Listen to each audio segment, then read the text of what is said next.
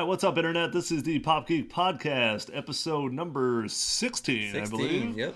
And today we're going to be covering, a bunch of stuff. There's actually way too much stuff. We had to cut it down to just a couple of different things because we tend to ramble. So right off, we'll start off with a little bit about Blizzard Activision, a little bit of Blizzcon. We'll get into the Paris Game Show just a little bit. Might as well change it to the PlayStation Game Show because that's all it really is about.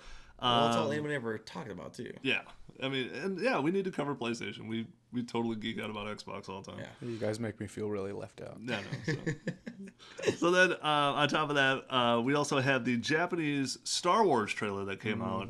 I found it on Reddit. I tweeted it out like the minute I saw it. I mean, I'm not breaking news. Someone else clearly found this before I did. And then, I put it on Facebook. So if you guys haven't seen it, please check it out. It's completely different. It's a lot of new footage. Yeah, a lot of new footage. Completely different. And then also we're going to talk a little bit about Star Trek to mix that up. So it's like PlayStation, Xbox, Star Trek, Star Wars. Interesting combination. Yeah. So right off the bat, like Activision ponied up $5.9 billion to buy King Games. That is insane. The maker of Candy Crush. Yeah, that makes Xbox's purchase of Minecraft seem like chump change. Yeah. It's like, whatever, we'll give you $6 million for this little app on your phone. It's like, what the hell? You know why they paid that much? Because they want to get Candy Crush out of people's hands. Oh, that'd be funny. They just shut it down just to be dicks. They're just like, no more Candy Crush. We're done with this. Okay? They're like, here, play Hearthstone. Yeah. Good luck switching over to that. No, I think it's a really interesting acquisition for a company that's, I mean, Activision is probably Activision, EA, and 2K are probably your big three as far as just flat out developers who have been around for so long. And of course, Blizzard is part of Activision, and BlizzCon is going on right now. But like, this purchase is interesting to me because it's a big grab into mobile. Now they've moved into mobile a little bit with Hearthstone. You can play it on your phone, stuff like that. But that's more like graphic intensive. This is just flat out money. I think they're literally saying that whatever's in the pipeline for King, you're talking about Soda Crush, Candy Crush, and God knows what else, is worth $5.9 billion. And I also think it's a larger image of what's about to happen in gaming, which is consolidation. Yep. This happens in every industry.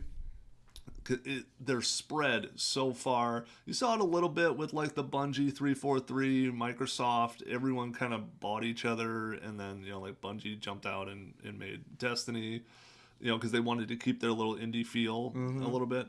But I think this is a sign of things to come. Yeah. You're gonna see some big companies snatching some little companies here. Well, you already kind of see it now with consoles, because before, in like the Nintendo days or even the PlayStation 1 days, you would see, AAA games, indie games, a bunch of games in the middle. You don't see that middle tier anymore. No. You see just indies or AAAs. Well, you got to devote so much to them. Yeah. Like, again, we're Destiny players, love to play that game. That's literally all Bungie can do, I think.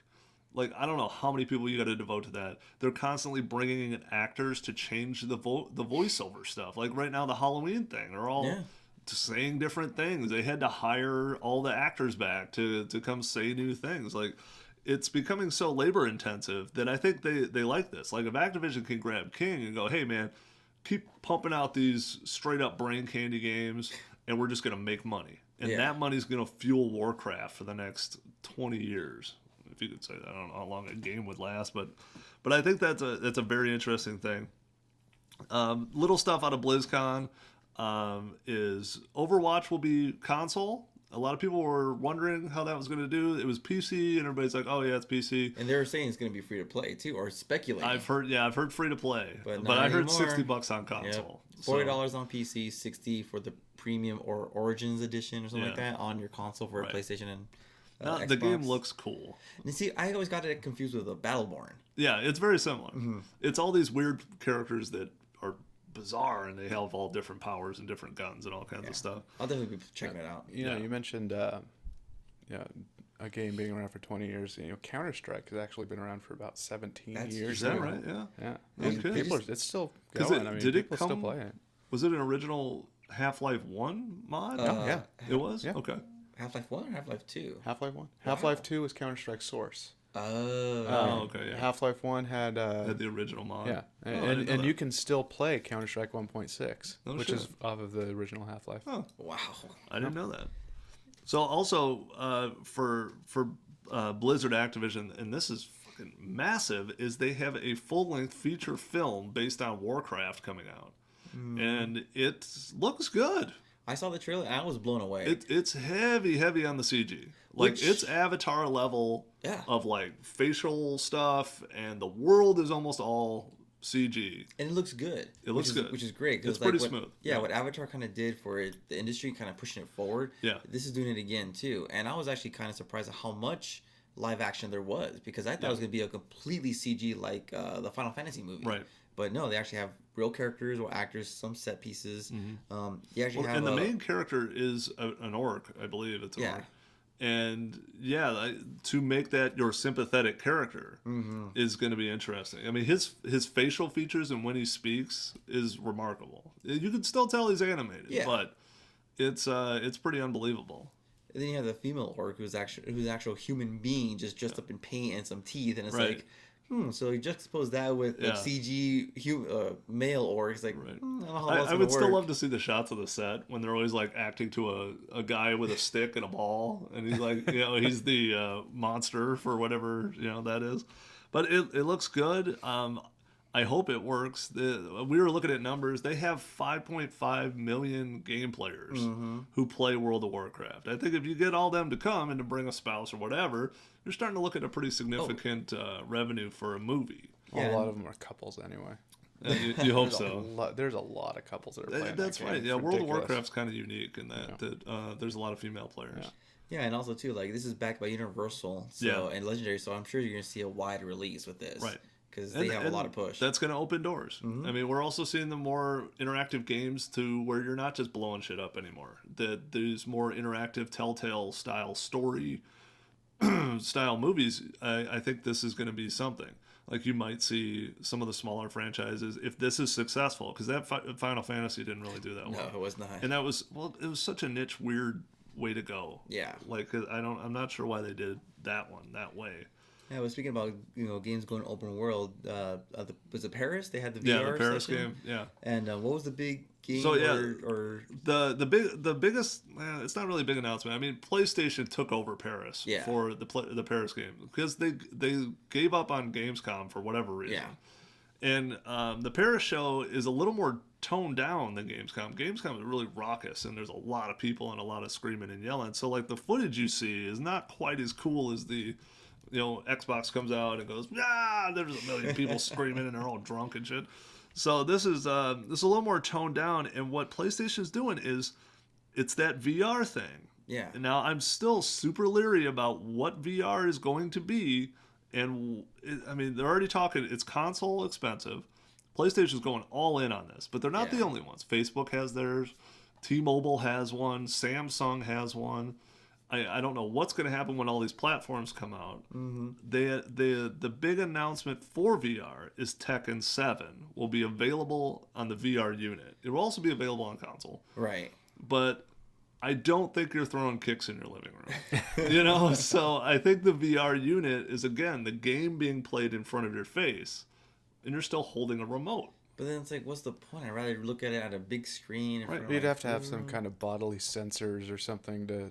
I would think so. Yeah, you'd go like a Kinect. They did show that in the first preview of the Sony VR at E3, I think, where you had the shaker thing, whatever the hell that thing is, the PlayStation. The Move. Move. Yeah. You have those, and there's games that are built around that. The other thing that was a little bit criticized online was...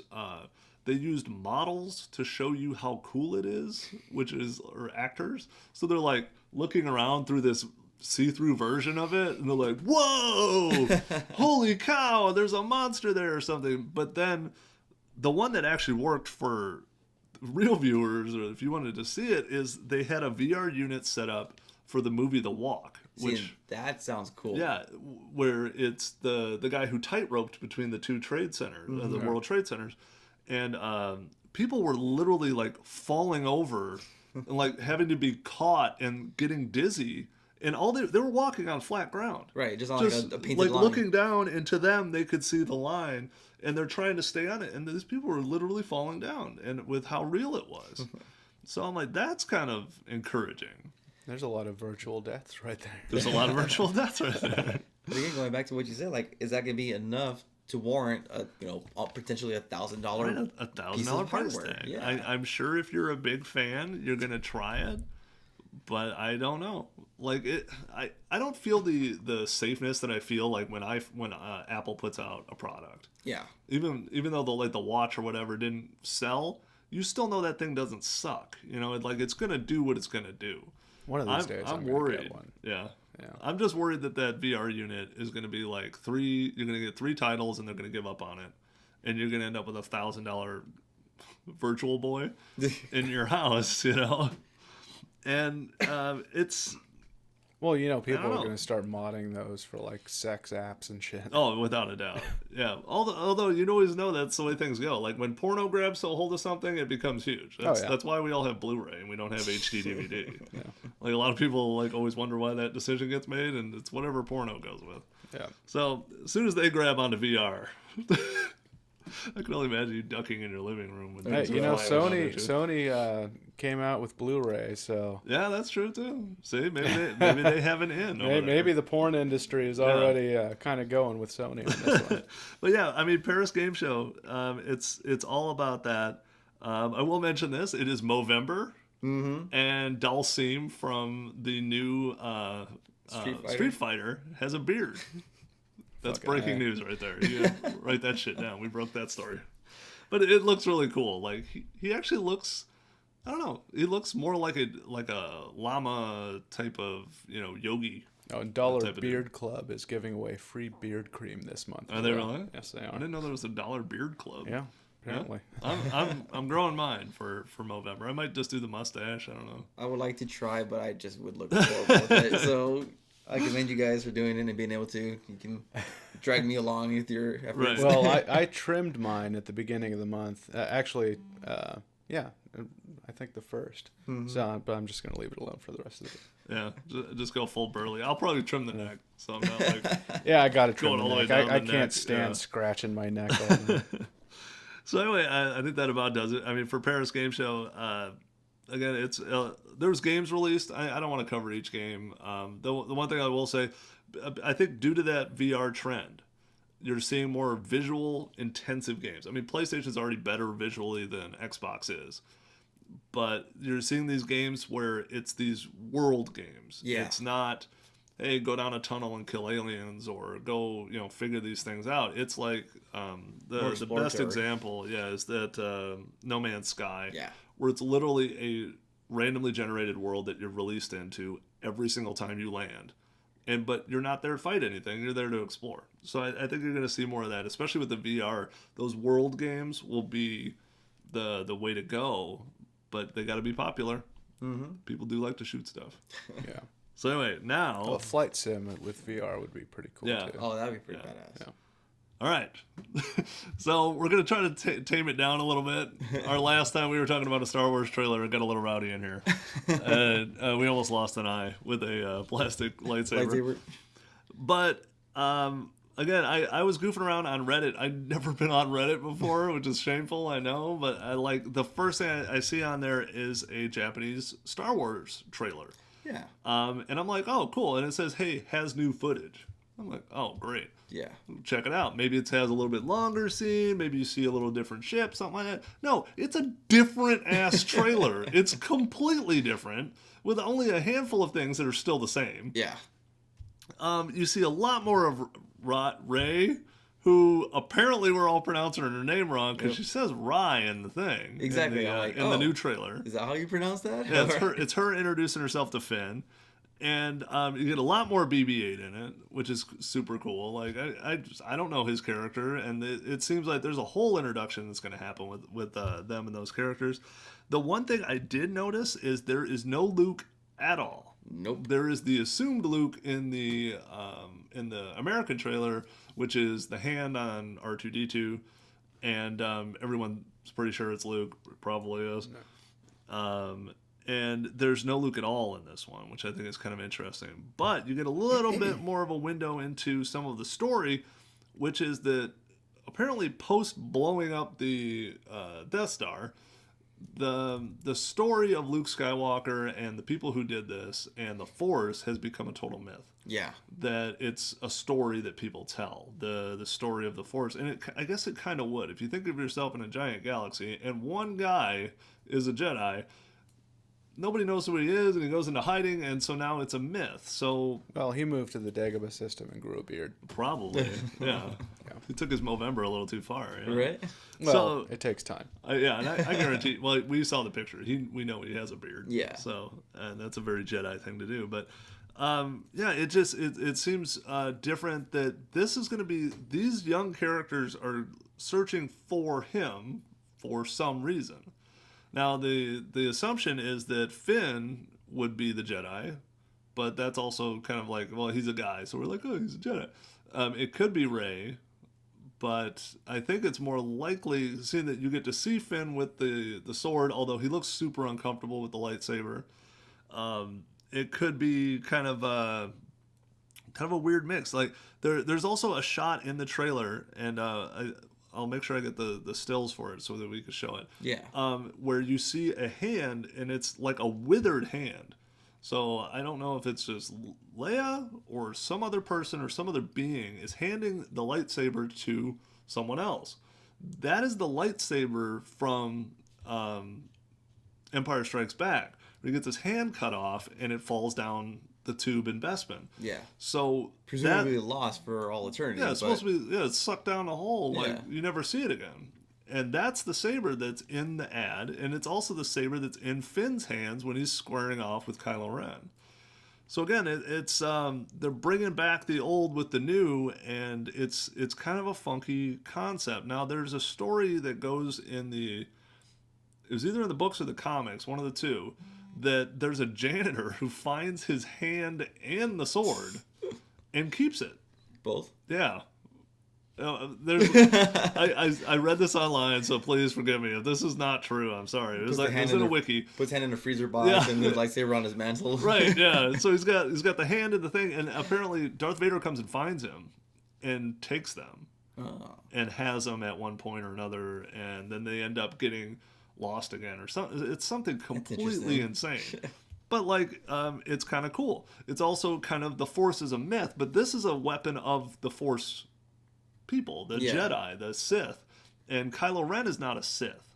You see that too. There's a shot with him holding the sword next to Rey's face, Rey's face, and it's like a busted, shimmering version. It's not a real lightsaber. Yeah, because he hasn't been taught how to do it properly, so it's all just kind of pieced together from whatever you can find schematics or knowledge. Right, because there's probably schematics that exist, but it's part of your Jedi training is to create your own lightsaber. Yeah. And I didn't know this, and there's in the Blu-ray version of the entire epic story, there's a cutscene of him creating his lightsaber that was never shown in the regular movie. Luke, you mean? Creating the green lightsaber in a cave somewhere. He's building his lightsaber. Yeah. Which is kind of interesting. Again, it pulls together all this story of the Force and how it's going to eventually, I assume, lead to Luke Skywalker and the replenishment of this. Yeah.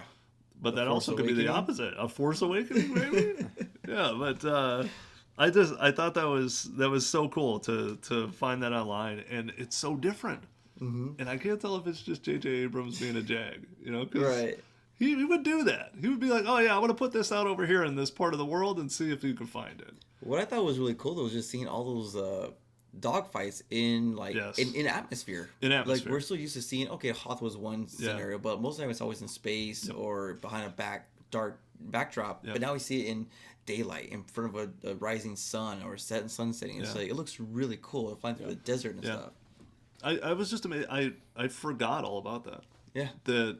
Those fights never really existed on land because they literally couldn't do it. Right. So the X-Wings might be able to pull it off, but I mean, the TIE fighters. But I mean, shooting it, physically shooting. Yeah. Because they really couldn't. They could have with the prequels, but again, he decided to CG everything. So I guess I could have done it. But Like they at least you see the real environment, you see the everything going through it. Yeah. So, but yeah, super excited. Please check that out. Then on that front, we'll transition over to Star Trek. Yeah. Which just got the notice from CBS that it is being rebooted as a television show. Right. I don't know a lot about it. I'm assuming it's based on the old series. It's the Kirk and Spock and all that fun stuff. Is it going to be that cast? I've heard rumors that it might be a completely separate. Right, but doesn't it exist in that line though? Yeah, it would be a different ship. Like, yeah, maybe not it the still Enterprise. exists in the same world as the new movies that are out, but I don't know if it's going to be the same. It won't be the same cast as like the movies Enterprise. Of course not. It'll be a different crew. That's what I was looking for. Crew. And the most unique thing, I mean, is it's going to be the pilot will air on CBS. CBS still owns all the rights to the Star Wars or Star Trek series. Mm-hmm. And again, we got the common theme of J.J. Abrams. But his guy, Kurtzman, who wrote the films, is the executive producer of this TV show. Now that's gonna probably upset a lot of people because hardcore Trekkies are. I mean, Star Wars fans were mad with the prequels. Star Trek fans were really mad with the J.J. Abrams movies, and I hate to say it, I really like those movies. Yeah, me too. Like the Star Trek has such a hardcore fan base, but to be quite honest with you, those movies are better than I think the original movies. Like it's arguable on some of them. Like The Wrath of Khan is an awesome film. Yeah. But like when they're saving whales in San Francisco, that they were kind of getting off track a little bit. And when Shatner and Nimoy are fighting each other for who's going to direct, maybe you guys should have let a real director direct. Like I mean, the Star Trek. I mean, it has its lore and it has its thing, but what's interesting about the CBS picking up the show is that they're going to release it first. The first episode, the pilot episode, will air on regular television. On regular TV. But then the rest of the show is going to be on their CBS streaming network? CBS All Access. So it won't be airing on TV at all. It will not air on television. It'll be streaming only. Yeah. That's weird. So, so as Trekkie fans, you're going to have to pay out, what was it, $5 a month? It's $5.99 a month. $6 a month. That's what they're doing. They're just trying to sell the service. Mm-hmm. Yeah. I didn't even know they had a service. I didn't either. And apparently everyone does. Because we talked about Stars last week. Like nobody even knew they had a streaming service. So they have a streaming service. Now, the good and the bad with it is this. You get all of the episodes of Star Trek. All of them. Up Deep front, Space Nine. Like, like 1,000 episodes of CBS. You get CBS everything. Anything that CBS owns the rights to, you'll have access to as a streaming content through CBS All Access. It's kind of what FXX did with Simpsons. With The Simpsons. Okay. It's very similar. Yeah, so it's going to be that. NCIS. Yeah, there you go. See? And also for the $5.99, you could stream your local CBS station. So that's good and bad because now we're moving towards the a la carte concept, which I think is where we're going. But $5.99 for a local network? Yeah, I don't know. Dude, think about you extrapolate that out to what you watch and what you don't watch, and then you got Netflix and Hulu and all that stuff. You're talking about a $200 cable bill again, right? And that's what we're trying to get away from. Right. Like, I feel bad that I got to pay for channels I'll never watch. Exactly. Like, I got stuff like, just people working on Cars Network and the Filipino News Channel, which I still can't figure out why I have that channel, but I have it. And I have it in order to have the other channels you want to watch. ESPN2. Right. Yeah, so, again, it's Star Trek. I think it's gonna be done well. The guy who's doing it is great, but at the same time, this is ushering in that new era of what television will eventually be. Yeah, and I know a lot of people were hoping for this to come sooner than later, but I don't see it. I don't like where it's going. I don't think this is the game changer. No. Well, they're going to probably recast it with millennials and hipsters. Oh God, I mean, everyone just losing it for that. Yeah. I mean, most of the original cast. If you worked a man, I don't know how you'd work a man. At this point, and most of them have passed at this point. Here's with the exception of Shatner still hanging on. You make the new TV show based as a couple of new crew members in the academy. Make them red shirts. Make them red shirts. They're learning the ways all of their friends die all the time. And then you can have you have like random little tattoos. Yeah. You have the older cats come in to teach a class, and that'll be their cameos. Yeah, I can see that. I mean, it's got such a cool backstory, and Gene Roddenberry was brilliant, and it could be successful. I'm not sure. One thing I'll throw at you is the numbers actually for that streaming football game. When Yahoo put the NFL only on Yahoo, it had 15 million views. Damn. Now that doesn't, if it's a view and a move on, like, hey, I saw this and I don't care. But if it's 15 million views worldwide, and you have something like Star Trek, which has worldwide fandom, that could be significant. Yeah. Now, I wonder how they're going to do money. $5.99 is good, but am I going to get 2 commercials when it starts? Yeah, am I going to get that one break in the middle like they do on Hulu? I hate that about Hulu. Like, if I'm paying for the Hulu Plus subscription, yeah, you let me play it on my Xbox, but why should I have to watch commercials? I'm paying for your subscription service now. Well, Hulu has 2 different types of service. They have the premium now. Yeah, they have premium that doesn't have commercials. So, but yeah, you got to pay like $2 or $3 more. Yeah. Oh, really? So, there is a I premium. didn't know they had that. But yeah. But Netflix, I don't think has ever had commercials. Never. I mean, so yeah. I mean, and actually, they're thinking about putting commercials in their original broadcasting. Oh yeah, you know what I heard about that? Is that Netflix was considering, get this, a broadcast station to broadcast shows. Really? And we've talked about this before. We all know we all work in television. We're just filling the time between car ads. That's the entire, TV, as good as it is, and it's really good right now. You got to make money, and that's always what TV's been about. Interesting. And I would absolutely crack up if Netflix was like with a terrestrial station where you can watch their shows at a set time and have commercials in it. I think that'd be a good move for them. I mean, it might expose the last 25%. Because you ever see those weird numbers? Like, we're very tech heavy people. Most people are at this point, but then you'll see a quarter of the country doesn't have a computer, and you're like, what? How are you just basic day to day? What the hell are you doing with your time? Right. I mean, I can see them doing that. Their channel more like in the FX type of fashion, where they play just a bunch of cool movies that you haven't seen in a while. So you could totally do that. Yeah, and then their original programming is amazing. Yeah, do the original programming in primetime slots, but the rest of the day just throw on random movies that they have on their catalog. I mean, they have a ton of them. Mm-hmm. So why not? All right, guys. Well, I think that's about does it for this episode. Well, before we go, did you want to talk about your little action figures you brought to this? Oh, yeah. Just a little quick blurb about it. I pity the fool. That's right. So yeah, I brought my A-Team guys. Now, if you'll notice, Hannibal has no nose. It was chewed off by a 3-year-old 30 years ago. You? No, it wasn't me, actually. It was a baby I went to daycare with. Somehow got a hold of my A-Team guys. Nice. And I remember being devastated. But also, probably the only George Papard action figure in the world. Yeah, you're probably right about that. Yeah, it's part of, Mr. T was, whatever. Yeah, everyone had to meet Mr. T. Yeah, so, I mean, I found these guys I was actually looking for my old Star Wars guys. Oh, really? I have some somewhere. I don't know where they are, but I found my A-Team guys. Nice. So, so that was our toy for the week. So anyway, thank you guys. Follow us on Twitter. Follow us on Facebook. We've been getting a bunch of new likes on Facebook, which has been great. So hopefully we'll get a bunch of new views. Instagram as well. We'll see you guys next week. See you guys. Take care. Hey guys, I hope you're enjoying the show, but we'd like to hear from you. So please leave a comment below and tell us something you'd like to see on an upcoming show or your thoughts and feelings. Or you can tell us that we suck. Maybe don't do that, because we're a little fragile.